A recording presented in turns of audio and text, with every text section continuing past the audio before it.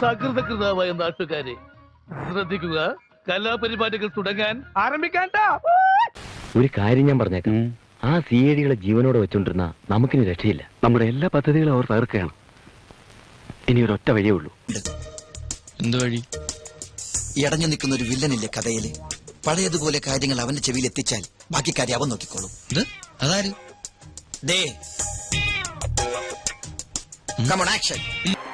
താനും ഞാനും സംശയിക്കുന്നത് പോലെ ഈ കൊച്ചിയിലെ ഓർഗനൈസ്ഡ് ക്രൈംസിന്റെ എല്ലാം പിന്നിൽ ഒരു വിശ്വനാഥൻ ഉണ്ടെങ്കിൽ പിന്നെ തന്റെ ശത്രു ആരാ മിത്രമാരാന്ന് താൻ തന്നെ തിരിച്ചറിഞ്ഞു വരില്ല. സൂക്ഷിക്കണം. മറ്റാരും ഊഹിച്ചില്ലെങ്കിലും വിശ്വനാഥൻ ഊഹിച്ചെടുക്കും. വെറുതെ അളന്ന് ചെറുതാക്കണ്ടാവൻ. അപകടത്തിന്റെ ചൂരെത്ര അകലെ നിന്നായാലും ശരി, അത് മണപ്പിച്ചു പിടിക്കാൻ വല്ലാത്തൊരു ഘ്രാണശേഷിയുള്ള മൃഗമാ എന്റെ ഈ പഴയ രാഷ്ട്രീയ ശിഷ്യൻ വിശ്വനാഥൻ. മോനെ, നീ ലിവറാണെങ്കിൽ ഫോർട്ട് കൊച്ചിയിൽ ഹാർട്ട് ഒരാൾ വേറെയുണ്ട്, ഇരുമ്പൻ സുര. അവനെ വിളിച്ചിട്ട് ഫാദർ തെക്കൻ ആരാന്ന് ചോദിച്ചിട്ട് വാ, ഞാൻ ഓഫീസിലുണ്ടാവും. മാറിക്കടാ.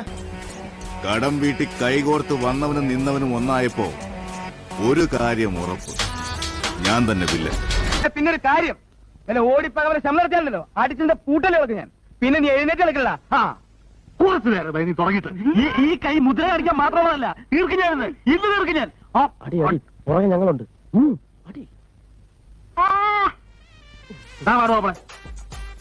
ഒത്തില്ല, ഒത്തില്ല.